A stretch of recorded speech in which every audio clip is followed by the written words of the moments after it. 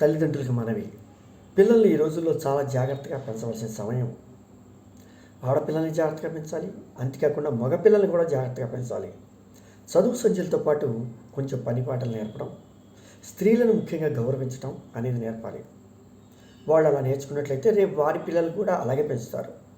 అంతేగాని భార్య మీద జులుం చేయడం, తాగి వచ్చి కొట్టడం, ఇలాంటి పనులు చేస్తే పూర్వకాలంలోగా సహించి ఉండేవాళ్ళు ఎవ్వరూ లేరు. ఒకవేళ ఏ కారణమన్నా సంసారాలు విచ్ఛిన్నమైతే వారి పిల్లల మీద ఈ తల్లిదండ్రుల ఆదరణ లేక భవిష్యత్తులో వాళ్ళు నేరచరితులుగా మారే అవకాశం ఉంటుంది. అందువల్ల కుటుంబాన్ని బాగా చూసుకోవటం, క్రమశిక్షణగా ఉండటం, పిల్లల్ని బాగా పెంచుకోవటం అనేది చేయాలి. ఇప్పుడు మన ఆఫీసుల్లో కూడా బాధ్యతారహితంగా ఉంటే ట్రాన్స్ఫర్ చేస్తారు, అయినా మనం మారకపోతే సస్పెండ్ చేస్తారు, ఇంకా మనం వాళ్ళని సతాయిస్తుంటే డిస్మిస్ చేస్తారు. అదే మన జీవితంలో కూడా జరుగుతుంది.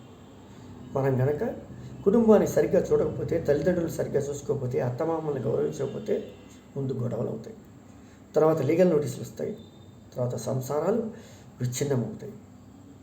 పూర్వకాలంలో 1-2 పిల్లలు పుట్టిన తర్వాత వాళ్ళు మా కర్మ ఇంతే అని ఏడ్చుకుంటూ ఉండేవాళ్ళు.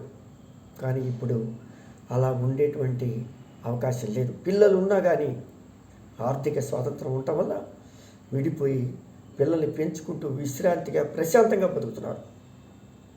అందుకని ప్రతి మగపిల్లాడు బాధ్యతగా కుటుంబాన్ని చూసుకుని పిల్లల్ని పెంచి పెద్దల్ని గౌరవిస్తూ ఉండాలి.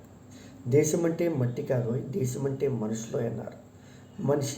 ఆ మనుషులు ఎక్కడి నుంచి వస్తారు? మంచి కుటుంబం నుంచి వస్తారు.